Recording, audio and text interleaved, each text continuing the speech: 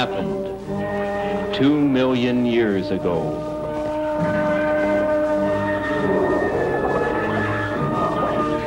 In steaming swamps and prehistoric jungles,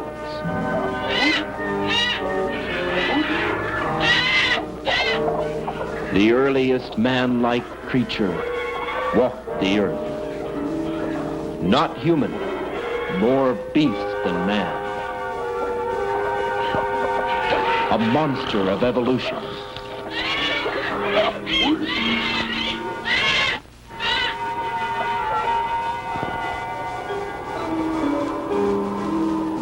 It walked across the eons of time, slowly changing, becoming more and more human, more and more advanced, until in the Pleistocene, just thousands of years ago, man himself emerged.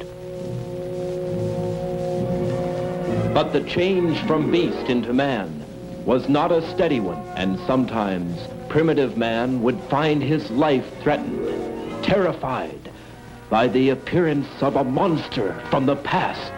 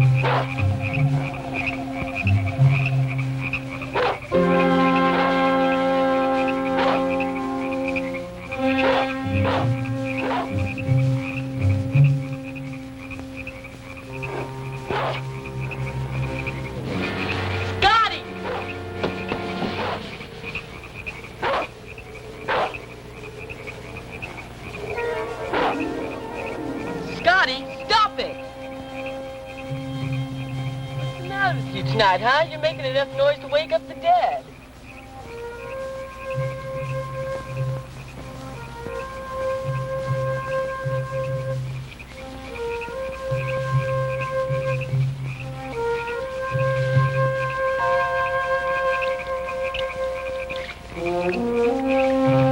There now, will you please finish that and go back to sleep? Must you bark at every jackrabbit?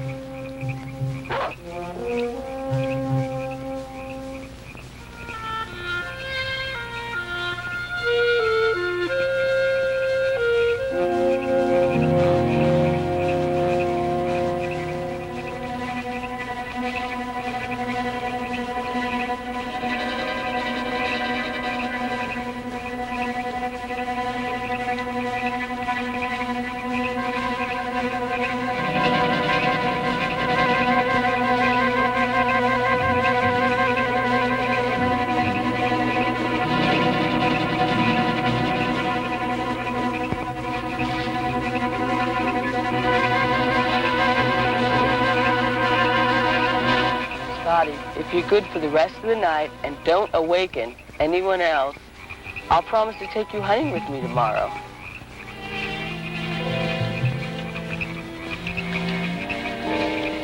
And you can chase all the jackrabbits you want.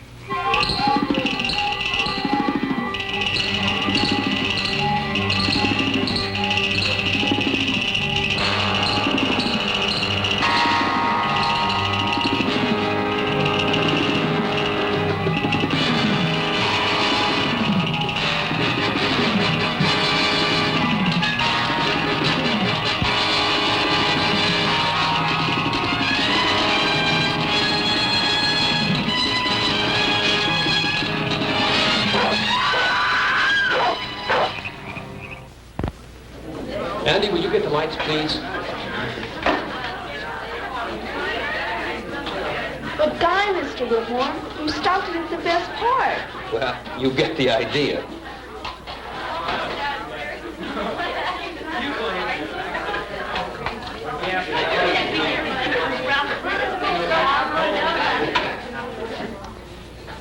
Here we have the classic example of the Hollywood monster. The movie studios turned out films like these by the hundreds back in the 50s and early 60s. Werewolves, vampires, monsters created by atomic radiation, creatures from outer space. They all did their part to paralyze the kids at the Saturday matinee and to give the girl an excuse to move as close as possible to the boy at the drive-in theater.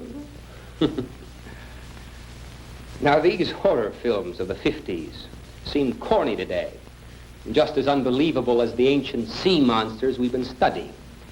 But don't get the idea that monsters are a thing of the past. All of you have seen recent films about the devil and demon possessions. Even the film about the great white shark was a monster story of sorts, a modern-day sea monster. These films managed to give all of us a few genuine moments of fear. Yes, man has always had his monsters. Very real. And sometimes most unexplainable. Well, class, today we're concluding this study of the supernatural, of powers and beings outside the reality of nature. So I've invited a guest speaker who should be arriving in a few minutes. This man is a science teacher, as well as a widely read author and a recognized authority on the phenomenon of the abominable snowman, or as this creature is known in North America, Bigfoot. A present-day monster.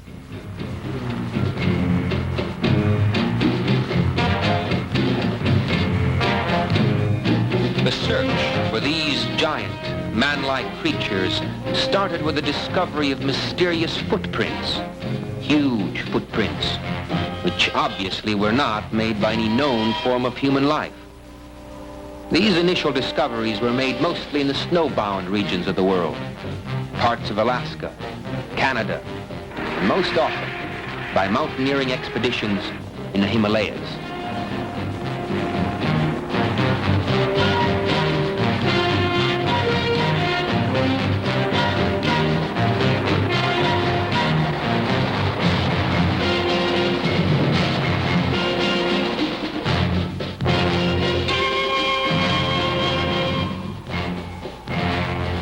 In 1951, the well-known mountaineer, Eric Stapleton, was returning from an Everest reconnaissance expedition. Eric was waiting out a storm at Base Camp number 3, close to the northern edge of Menlong Glacier. Now, this man was a professional photographer, as well as an educated scientific investigator and mountaineer. The giant footprints in the snow, photographed by Stapleton, were published by newspapers around the world. For the first time, the public came to know of the existence of a giant, man-like monster which actually exists in the Himalayas. A monster known as Yeti, or Bigfoot. Within 2 years, the reports of giant footprints deep within the wilderness areas of the world spread from the Himalayas into North America itself. In May of 1956, a man by the name of James Hunt not only discovered footprints along the muddy banks of the Fraser River near Alberta, but Hunt actually sighted the Bigfoot monster running into the woods. Unfortunately, he had no camera with him. And many people here in America said he was crazy, that the footprints were fake. But over the next few years, reports continued throughout Canada, Washington State, Oregon, and even into California. It soon became apparent that Bigfoot was not just a hoax. Something was there, leaving giant footprints deep in the wilderness. Bigfoot was real.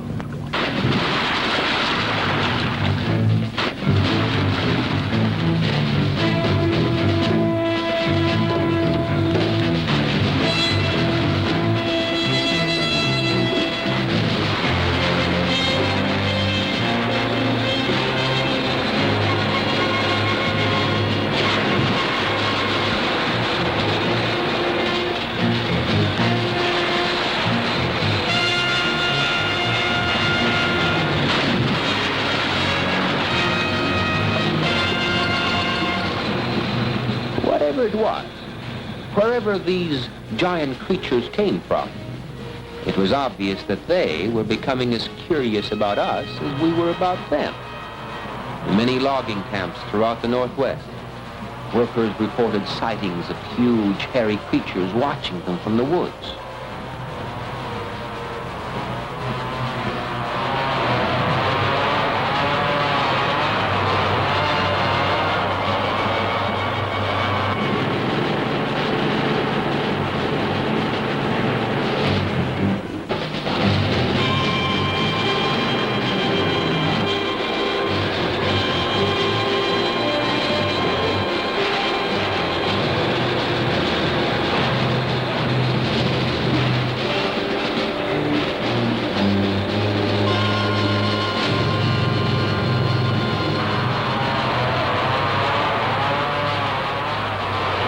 Man was invading Bigfoot's domain, moving into the virgin forests, cutting trees, taking over what had always been the hiding place for these mysterious monsters.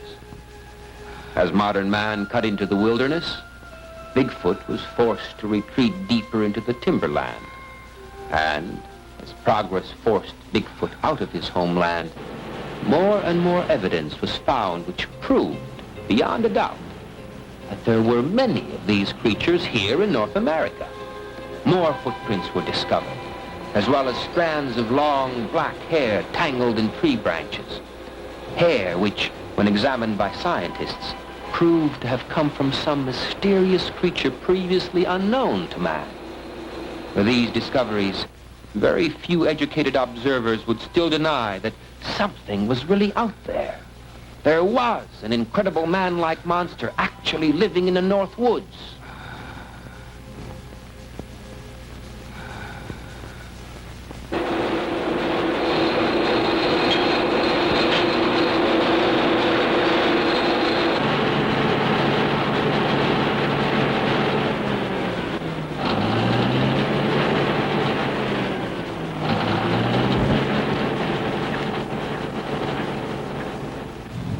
Just a few years ago, in the wilderness of Oregon, 2 employees of a large lumber mill set out late one afternoon to visit a favorite fishing spot.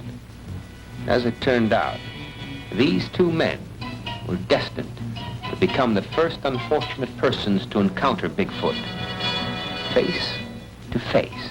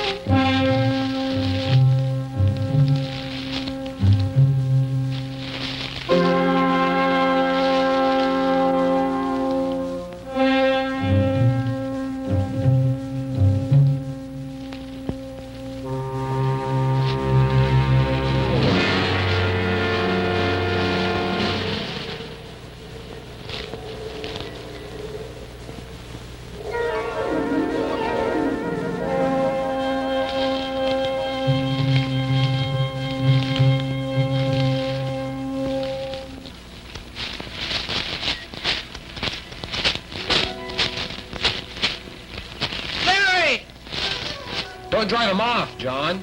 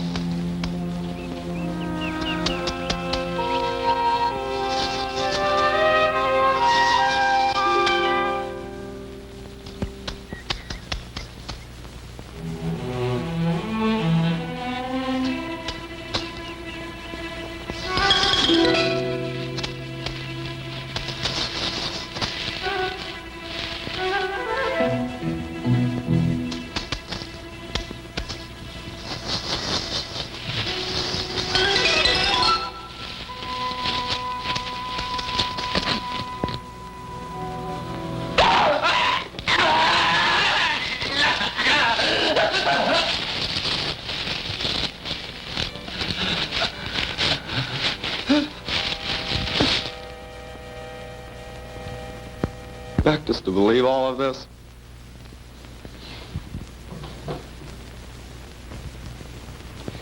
Thomas, Shakespeare once said, through Hamlet, there are more things in heaven and earth, Horatio, than are dreamt of in your philosophy.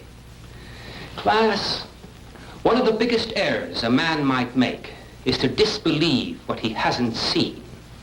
To think that there are not evil powers or fantastic creatures just because you personally haven't experienced them could result sometime in a dreadful consequence. Now, save any questions you might have until Mr. Mason arrives. He once had an incredible first-hand experience with Bigfoot, and I want him to tell you the story himself. Well, while we're waiting, let's review, see if you remember the names of some of these ancient sea monsters. Anne, can you tell me about this fellow? Let's see. That's one of the dragons from the 16th century, I think. He was a flesh eater and supposedly grew to a length of about 30 feet or more. Good. Now, who can tell me about this fellow? That's a griffin. It's a flying bird monster. Back legs of a wolf, front legs of a hawk, like claws, and it would swoop down to catch its victim, usually young kids, and it would just tear them apart. And it would just eat everything except their shoes.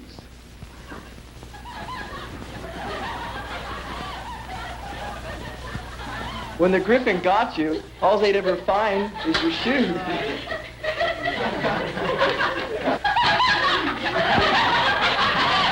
All right, Daddy. That may be true. But what I want you to tell us is just where and when did the legendary griffin get its start?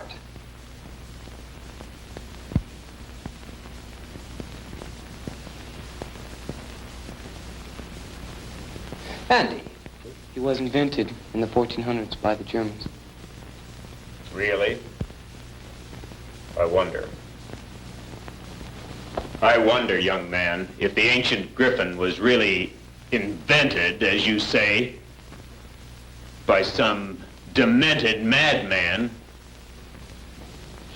Roger, thank you for coming today. I wonder if I should have come.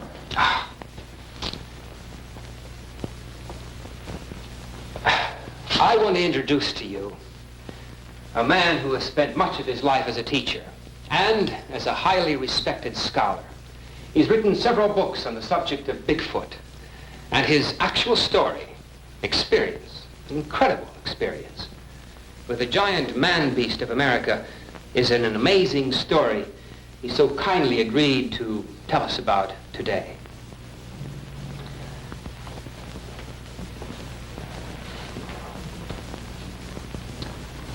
I believe I owe all of you an apology. Especially you, young man.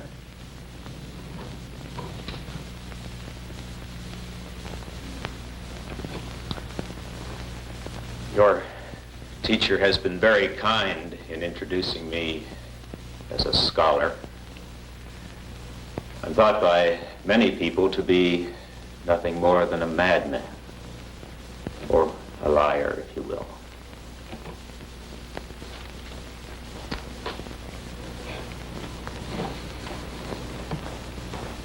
"15 years ago, in a high school much like this one, I was teaching science to a group of students not unlike yourselves. 5 of those students, 3 boys and 2 girls, were especially fascinated with the study of archaeology. So I arranged a field trip.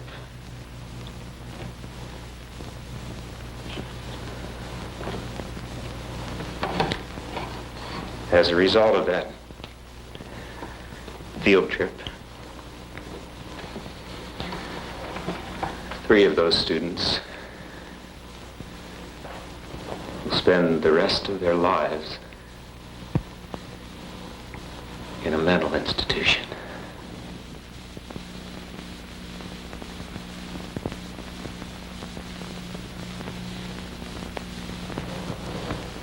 One girl cannot speak to this day.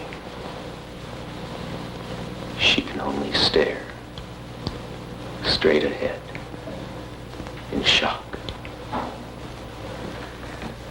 She's totally unable to communicate with the world outside her mind. No. Never doubt that monsters exist. They do. Right here in North America today, there are creatures that are known simply as Bigfoot. They were known to the Indian over 100 years ago, and they're still alive today. But let me start at the beginning of my story.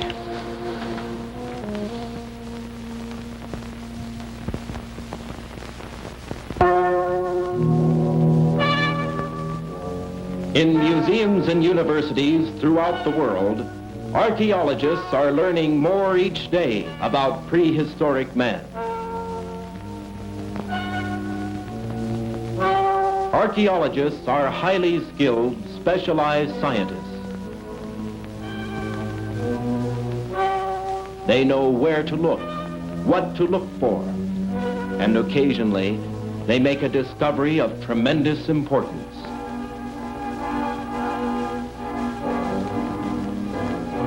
This is the story of such a discovery. It began a year ago, not in a museum, but on the campus of a high school in the Southwest. 5 high school students and their teacher met with Dr. Bill Wyman, curator of the Lincoln County Museum, an outstanding archaeologist. These 7 people were planning a trip to the small town of Ivanpah. Their purpose? To help the museum excavate and uncover the ruins of an ancient Indian campsite. Not one of these 7 ever suspected that they would soon make a startling, terrifying discovery.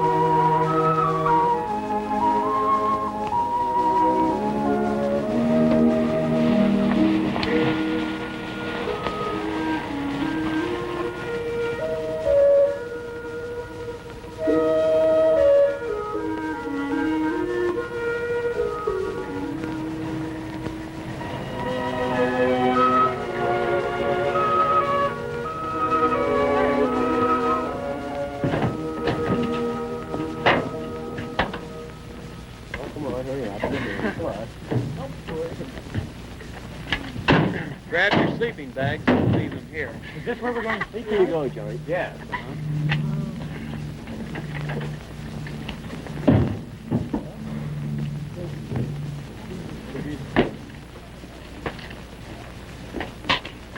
Whose house is this? This belongs to one of the museum association members.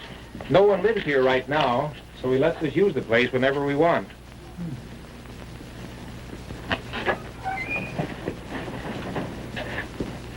All right, just come on in for a few minutes. Sharon, look at these. Oh. Mr. Wyman, are these some of the things you found on your expedition? Yes. As a matter of fact, this is one we found in some cliff ruins just last year. You can put your sleeping bags down on the floor. We'll straighten up tonight when we get back. Shall we go?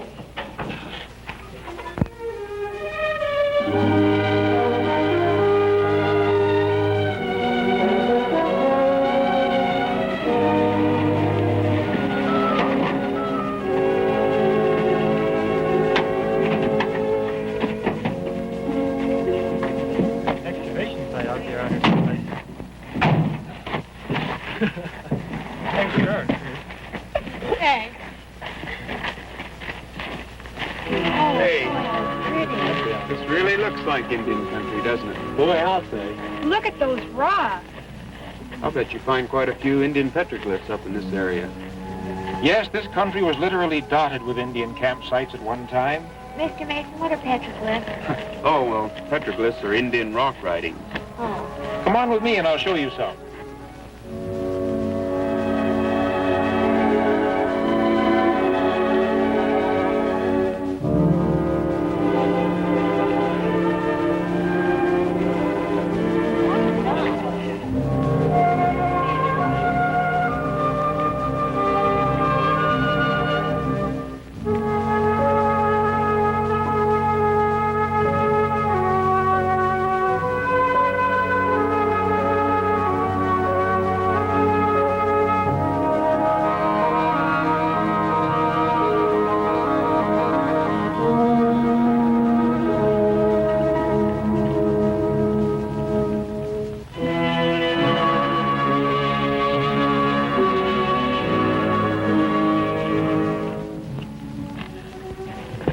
Well, there we are.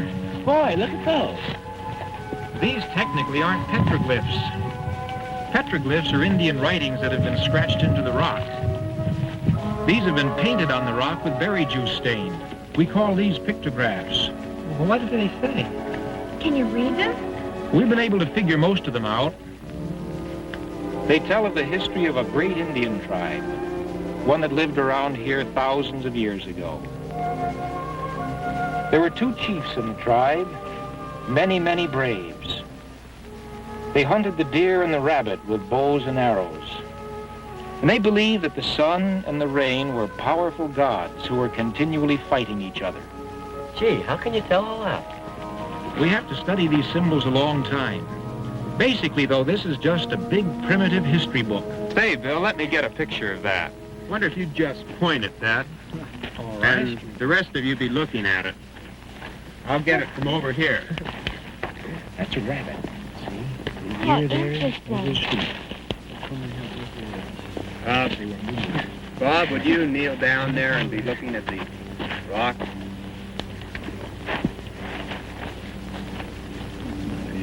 Now that's good. Just look at the rock and hold it. Good. Got it. Now I guess we better get to work. Right. But where's the excavation? Right back this way.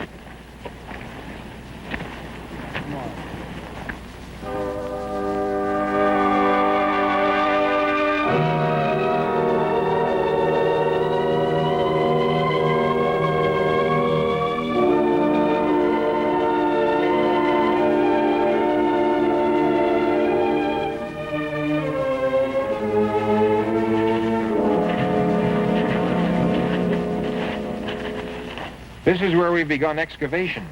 What sort of thing do you suppose we might find? Well, that's pretty hard to tell. The only thing we've located so far... Well, here, I'll show you.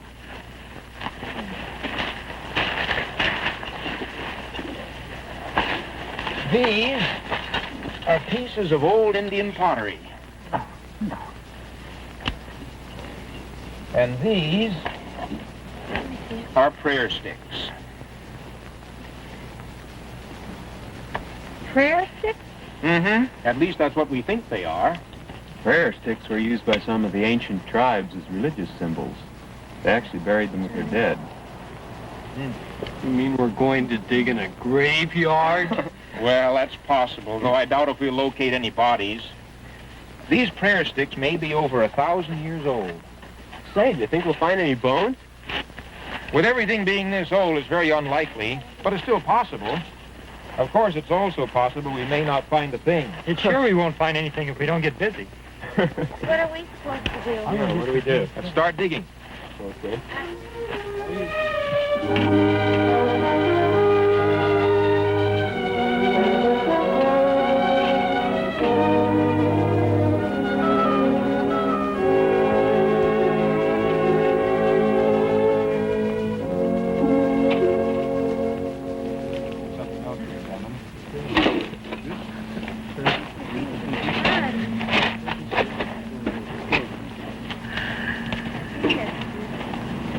Say, Bill, look at this piece of pottery that Bob found. You just found it, Bob? Yeah, over there in the digging. We do That's a good pottery fragment. I want to take this back to the museum with us. Keep up the good work. By the way, what time is it? 20 after 12. Getting a little late. Lunchtime! Oh, boy. You boys ready for lunch? Boy, you said it. Good, I'll get it from the truck. I'll give you a hand. All right. You getting a lot done? Morning.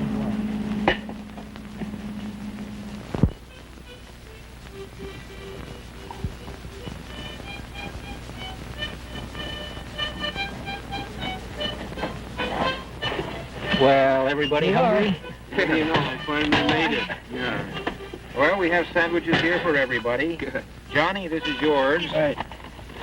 Roger, this is yours. Oh, good. And here's Sharon's and Linda's. Oh, thank you. Bob.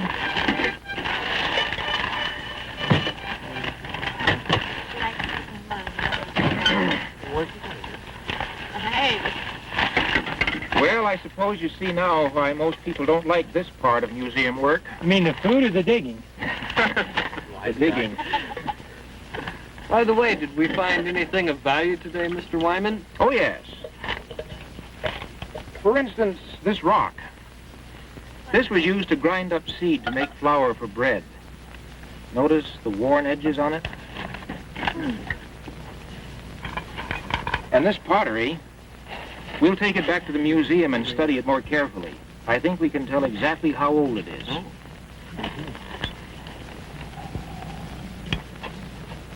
More prayer sticks? Mm-hmm, more prayer sticks. Say, Mr. Mason, what's this rock? I don't know. I haven't seen anything quite like this. I found it over there where we were looking at those Indian pictographs. Ask Mr. Wyman about that. Say, Bill, take a look at this rock that Norman found. Where did you find this? Over there where you showed us those Indian writings. What's wrong with it? Nothing's wrong. This might be an eolith. What's that? A very, very old tool. One used by ancient peoples. This is by far the oldest thing we've found here. Let me see it. Could you show us what... Sure, it was right over there.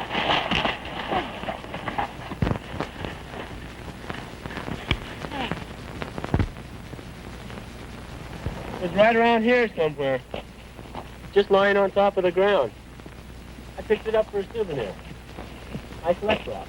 You collected a good one this time. Well, I don't see anything else. All of these are just plain old rocks. Yeah, it seems funny that it'll be lying just on top of the ground, doesn't it? Yes. Unless it fell. Up there. Maybe it fell from up there and rolled down. Yeah, it looks like there's a ledge up there. Let's go up and see. All right. You'll have to find some other place to get up, though. We'd never make it from here. I think I'll stay down. Me too. Need a climbing rope from the truck. I'll get it.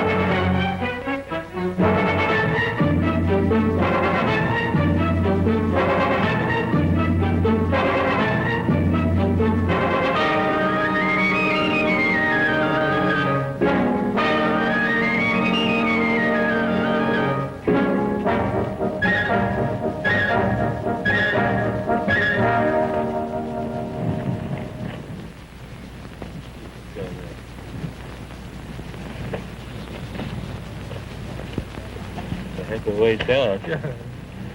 Boy, isn't that a long drop. That's Sharon and Linda down there. Hello!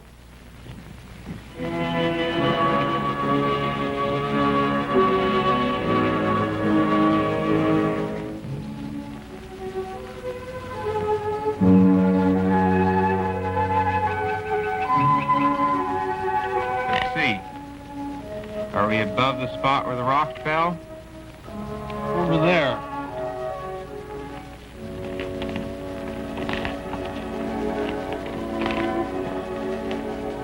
Let's look around down here.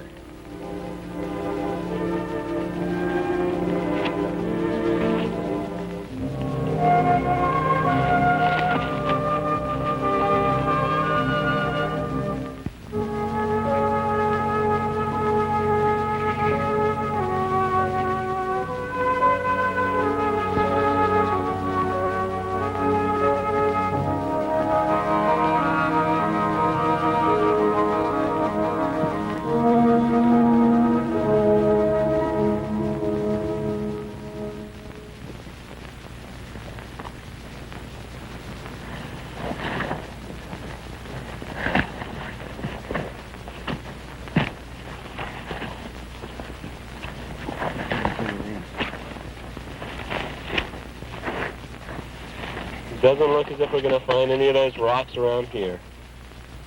I can't even see that small ledge from here. Can you? No, Let's see, we were standing down there by that thick brush. Hey, what's this?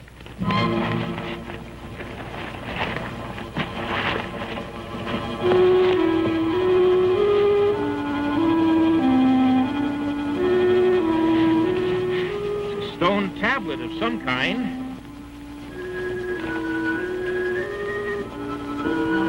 Really something. Yeah, but what? You recognize those markings, Bill? No, those are strange to me. They look rather primitive, don't they? They look older than any other markings I've ever seen. Were they made by Indians, do you think? No, not these. These are the types of markings made by cavemen. Cavemen? Perhaps as ancient as Pithecanthropus erectus, the earliest known species of ape man. Seems to be sealed along the edges here in mud. Yeah, I brought my rock there. Try digging it away over in there. Be careful not to hit the rock. How are we going to get it back to the truck? We're going to carry it back. You think we can get it out? Here's the bottom edge. All right. Careful. Let's try lifting it now. Boy, whoever put that in there wanted it to stay. This isn't ordinary mud. Boy, it's a clay, some sort of rosin added. Sure is hard. Maybe if we use the rock hammer to pry up on it. All right, try it. I'm sure you won't break it? No, it won't break it. Okay, Bob, pull. I think it moved a little. Not much. Let's try it again. Maybe if we lift up on it while the boys pull. All right. I'll count to 3 and everyone pull. Ready now? 1, 2, 3, pull!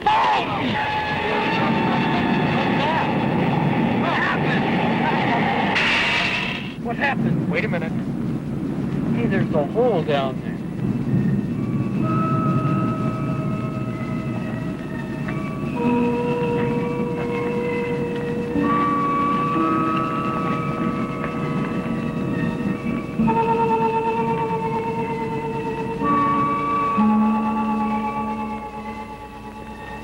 Wish we had a flashlight. Can you see anything? Why, it looks like it might be a cave. What are you doing? I'm going down inside. So am I. Me too. We can't all go in. I'll stay up here. Will you stay up here too, Roger? No. All right, but you be careful.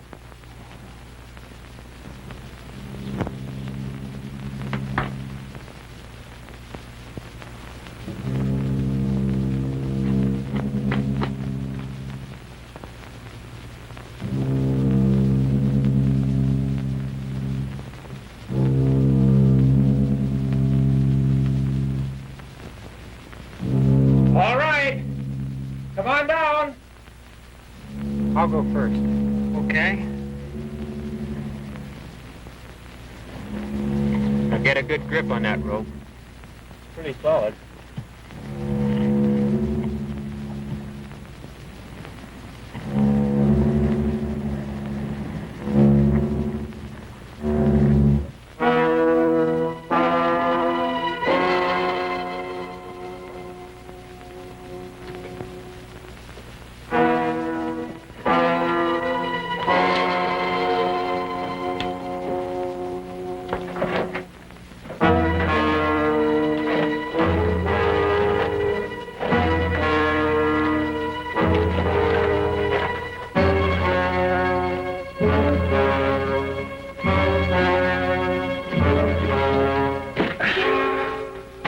Wait for a minute now. Let your eyes get accustomed to the darkness. What kind of a cave is this? Natural formation? Probably so. It looks as if these cracks in the wall have been sealed up with mud. Look, pottery. These are perfectly preserved. What's inside? Ashes. Not ashes of a person. Somebody cremated? No. These are wood ashes. Charcoal. We'll take these jars with us. Be careful not to spill any of the ashes. Look, this one has writing or something on it. Those markings are similar to the ones on the tablet up above.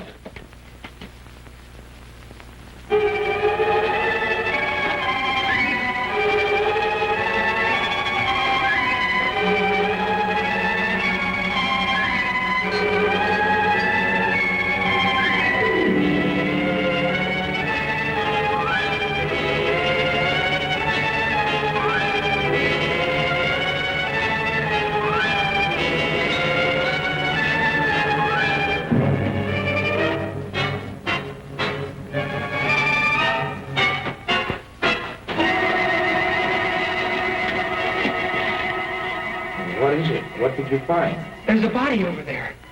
What?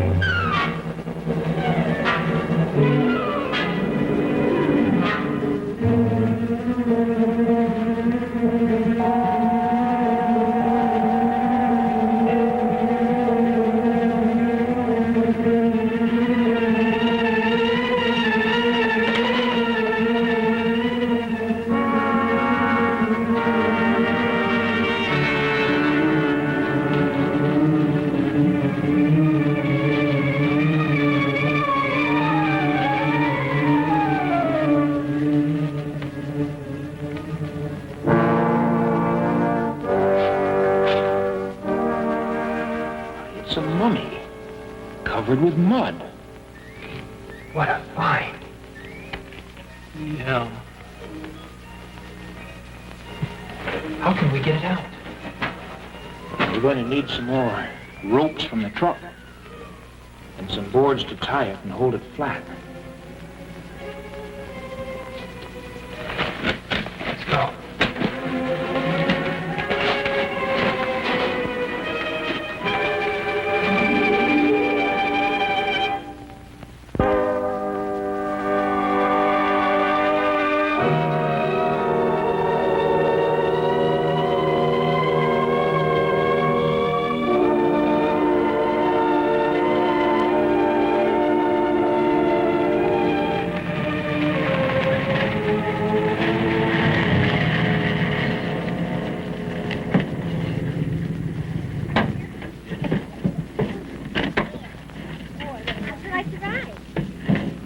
Boy, I'm glad that's over with.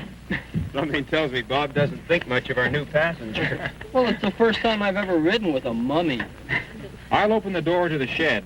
We'll leave it there tonight. You mean we're going to put it in there? You wouldn't want to leave a mummy outside, would you?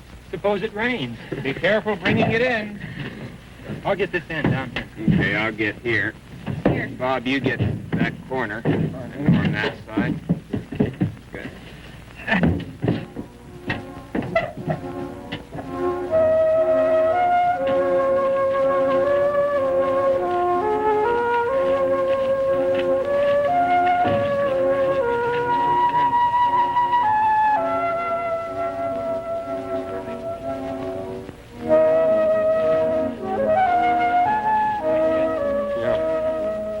Linda, would you move that box, please? Okay. Bring it straight. Thank you. Hey, watch the orange here. Straight back. Be careful. Swing it around, maybe.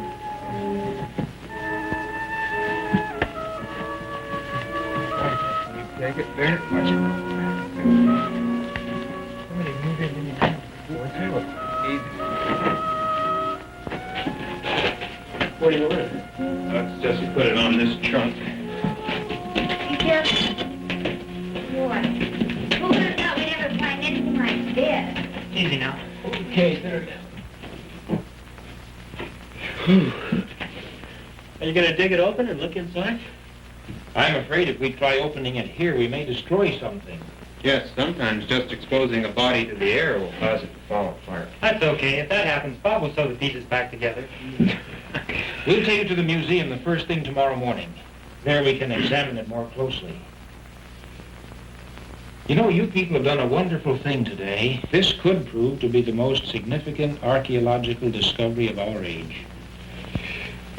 I can't get over how well preserved this is. Perfectly preserved. And I think I know why. Because it was sealed in that cave? No, not exactly. Do you remember the vapor that shot up out of the hole when we pried the stone tablet loose? Do I? I'll say. I thought we'd had it right then. I believe that some ancient tribe buried this mummy, not just thousands of years ago, but hundreds of thousands. They were very primitive. Their writings and pottery work show that. And yet these people had found the secret of truly preserving the dead. But how? They combined certain amounts of various woods and resins that were present on the earth at that time. They put them in those earthen vessels we found and burned them in a sealed cave. The smoke and the incense had the power of preserving whatever was in the cave. So that's why the jars we found were filled with ashes. That vapor that escaped from the cave was a preservative smoke, hundreds of thousands of years old. Well, that's my theory. I could very easily be wrong, though. Hey, it moved. What moved? The money moved. Sure. It did. It moved its hand. Looks like your story got through to Norman. I didn't mean it was that well preserved. I'm not kidding. I'm sure it really did move. I was looking right at that hand, and it just moved, just a little bit. You'll understand. Norman watches television a lot. But I'm not kidding. Don't tell your story now. Wait until later on this evening, just before we go to bed. Well, I think right now, at any rate, we should all eat dinner. Good idea. I could use something.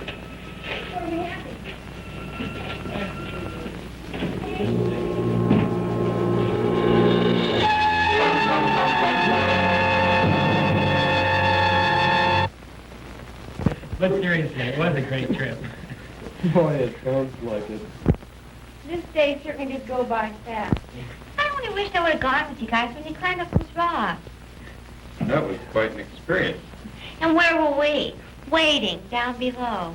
Well, when I looked up and saw that ledge and that sheer cliff, well, I always feel a lot better on solid ground. So next week, all the newspapers will bring big stories about how we found a mummy.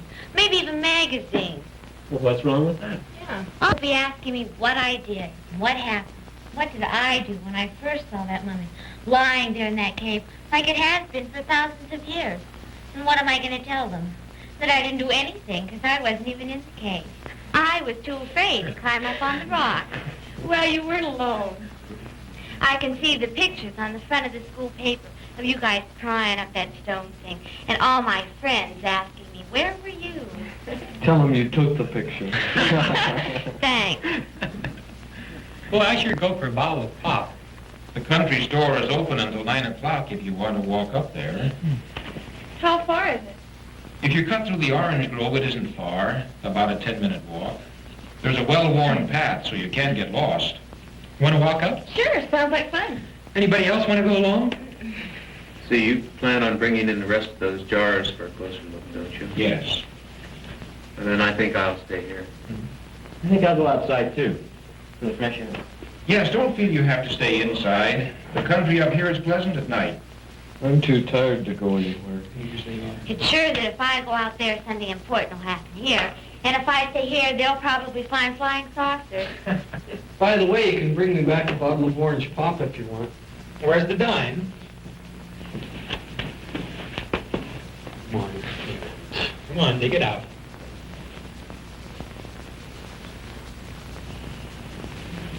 And 3 cents deposit, unless you want me to have to drink it there. Some people are natural Are you born coming? type. Coming? No, I'm going to conserve my energy and stay here.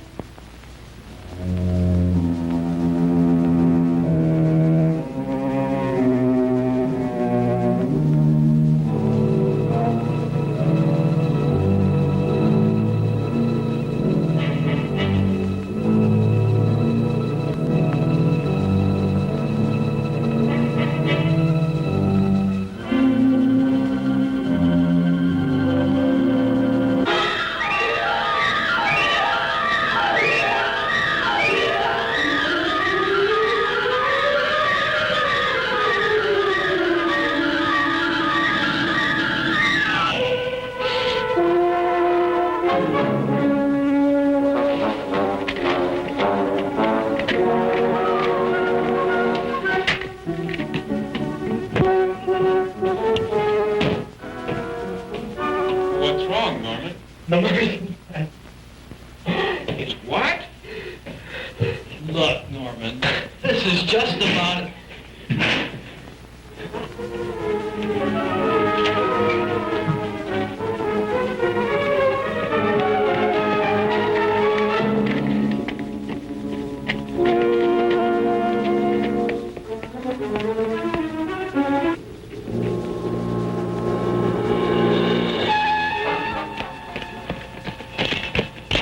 Look. It ran into the grove. What was it?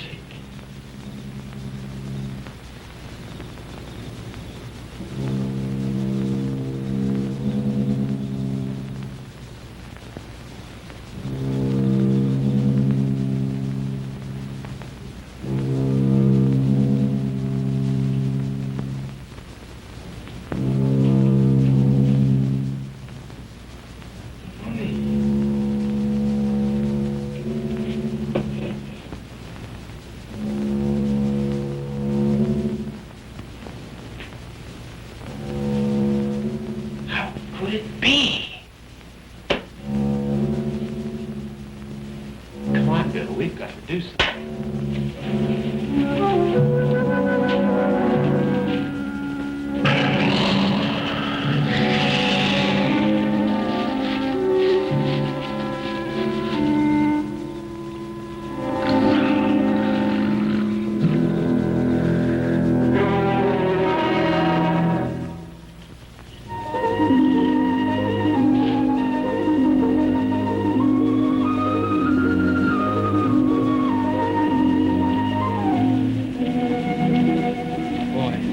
Sure is a nice sky. The moon's so bright, you don't even need a flashlight. I love the country at night, don't you? Look at the stars. There must be billions of them. Living in town all the time, I guess you never realize how many there really are. Wouldn't it be great to live out here instead of in the city? Boy, I'll say. Shall we cut through the grove again? I guess so. We found our way the first time.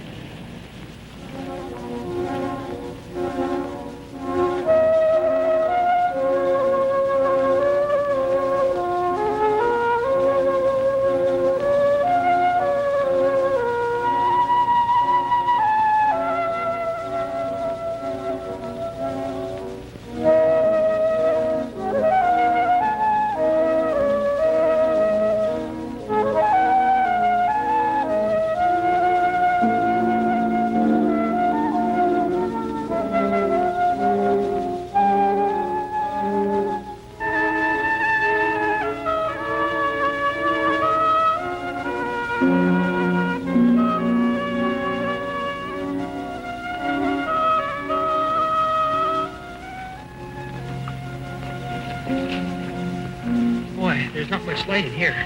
If we stay on the path, we'll be okay. Yeah, if we can see it well enough.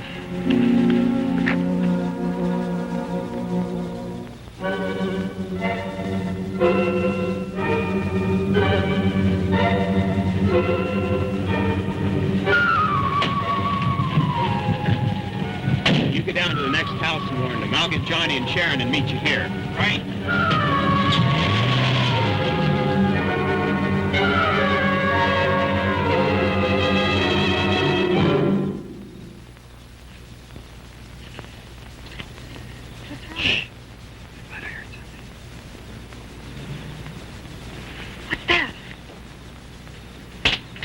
Something's coming.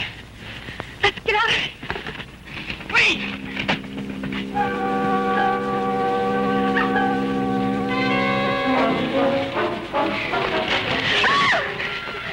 When you weren't at the store, I figured you'd be on the way home. Is something wrong? Yes, let's get out of the grove. Come on.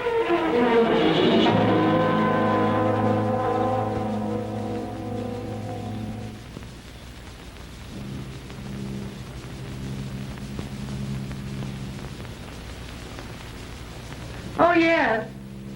No, the children are all asleep. What time do you expect to be home?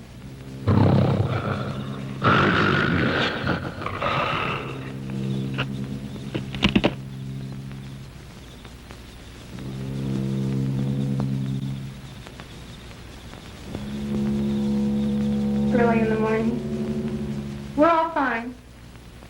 Okay, bye.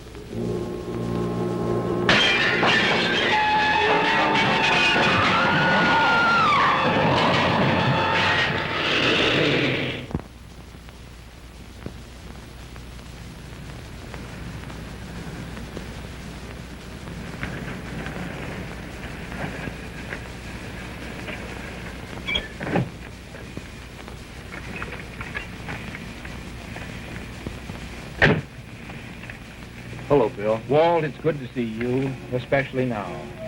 I just came from the Mitchell Ranch. Walt, this is Roger Mason, a teacher at the high school. How do you do? How are you, Mason? And this is Johnny, one of his students. Hi, Sheriff. Hello, Johnny. We were up digging at the Indian site yesterday, and that's where we discovered the cave and the mummy. Bill, of all the weird stories I've heard, this is the strangest. If it weren't for you boys, I wouldn't believe it. How do you account for it? I can't. I have only a theory that the smoke and the vapor in that cave must have caused the body to lie dormant or asleep for possibly hundreds of thousands of years. When we opened up the cave and let the air in... I told you I just came from the Mitchell Ranch where the girl was killed last night. I covered the body as soon as I got there, but some of the neighbors had seen it first. Stories going around that there's a bear come down from the mountains. One of the windows was badly smashed. The door of the shed where we put the mummy was smashed, too. Let's have a look at it.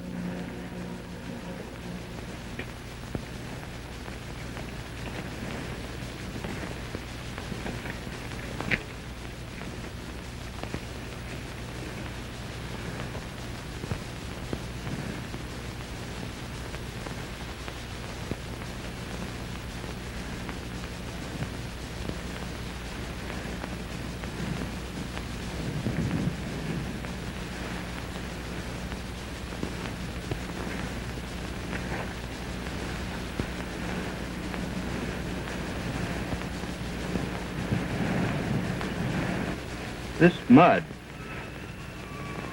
just like the lab man found by the body. Funny red stuff. The mummy was sealed with mud just like that. It broke out of its wrappings. What's it look like now? We don't know. We just caught a glimpse of it as it ran into that grove. It stood erect, but was larger than a man. That's as much as we could tell. Last night after it killed a girl, one of the neighbors said that he shot at something running into the grove. The orange and lemon groves in this part of the country are so extensive, the thing could travel for miles and never leave the protection of the trees. Let's go look at the place that you saw it run into the grove.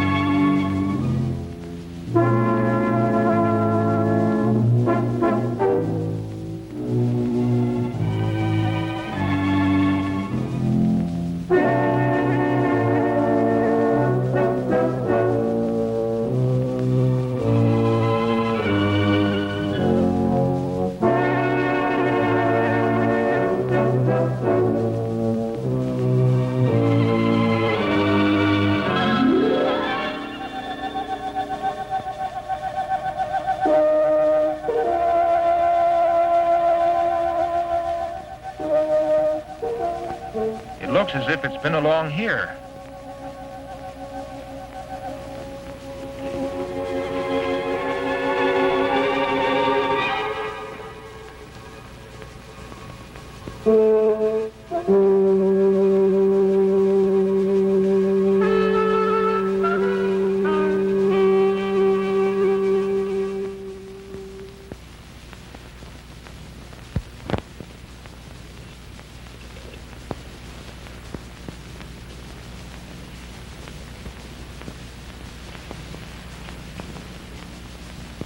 Over here.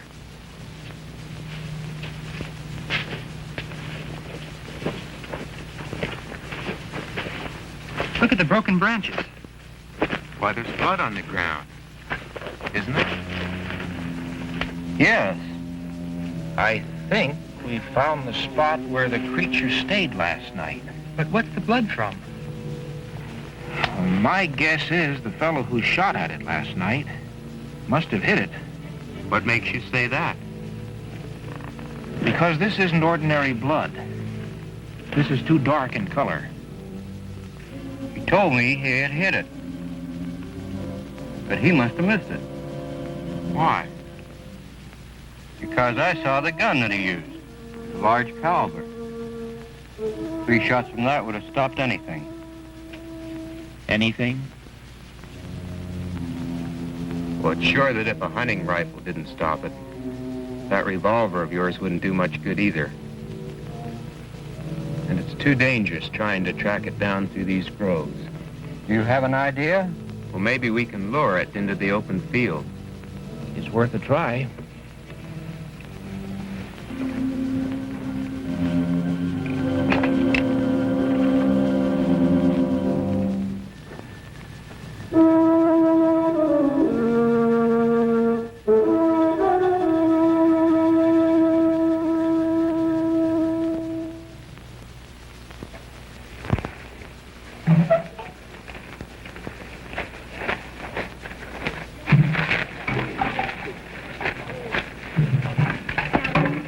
That should just about do it, shouldn't it?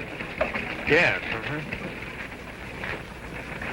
Now let's set those cans of gasoline around where we can get at them fast. All right. I'll show them where. Good. Set them all over there. Where we can get at them fast. Okay. Now be careful.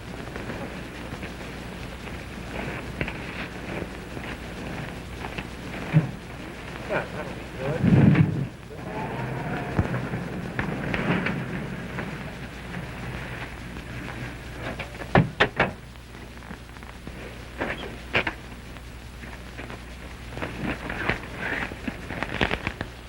I got all the meat scraps they had.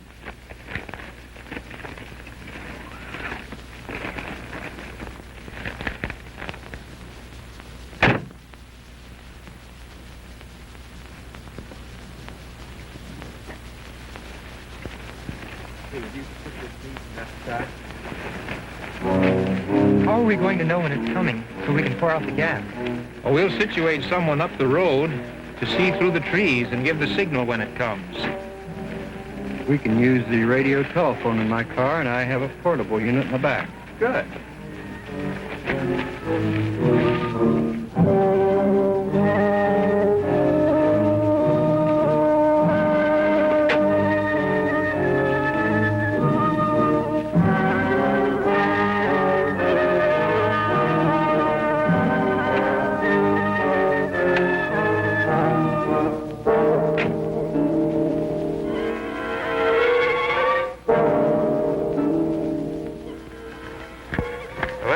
Hook it up down here.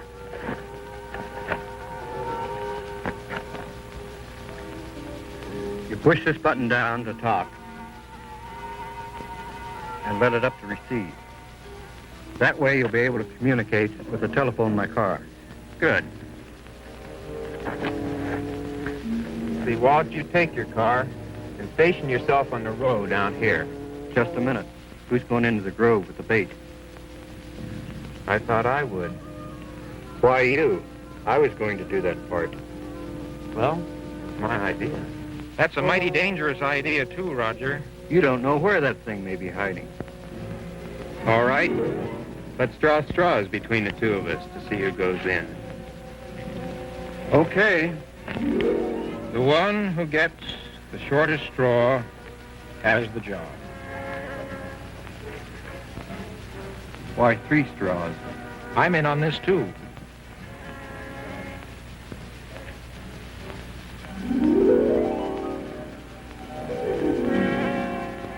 Well, looks like I win anyway.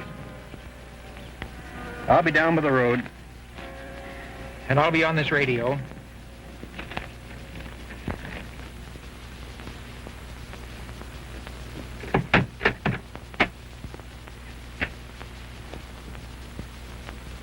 Roger?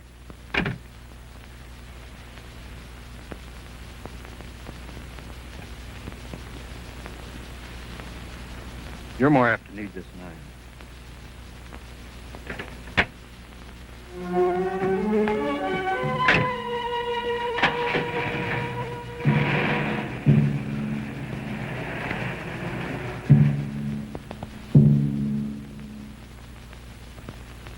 It's all ready. Good. Well, I'll be back in a few minutes. Be careful.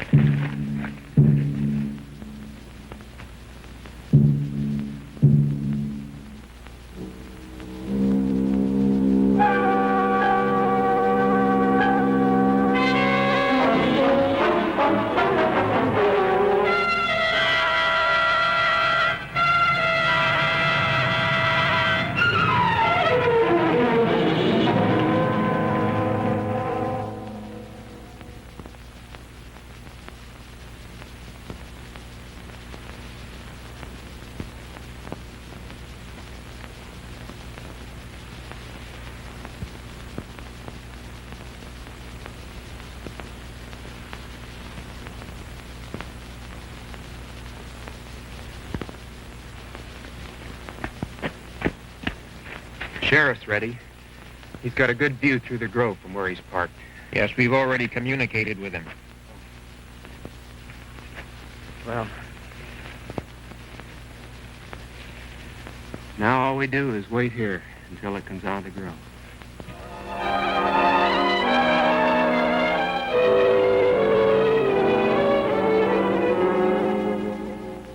It's been a half hour.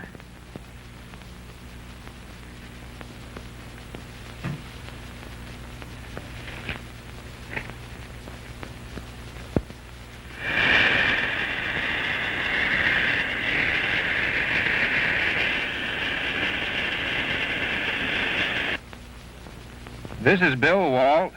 See anything yet? Nothing yet. Beginning to look as if this idea isn't going to work. Let's wait another 20 or 30 minutes anyway.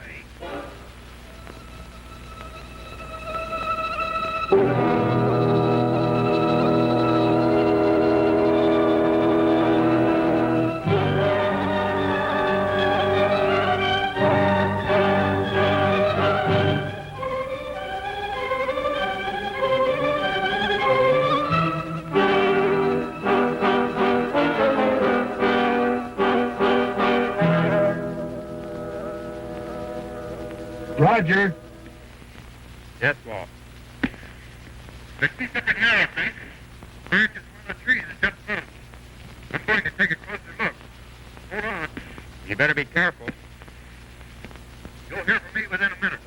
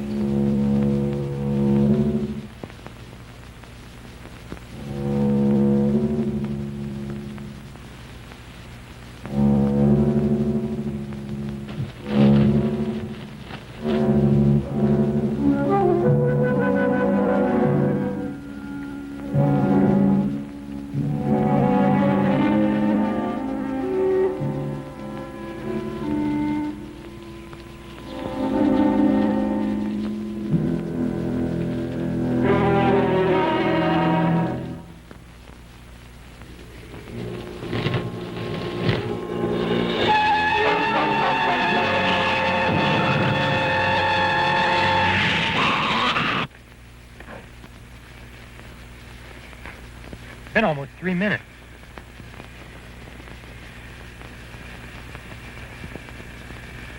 Walt. Come in, Walt. Something's wrong. Come on. Bring along those flares, Johnny. Better grab that gasoline, too.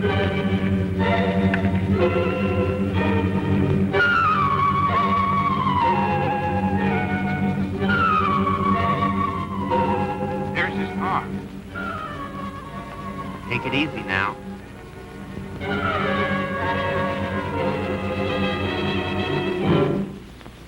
Halt! Wait here.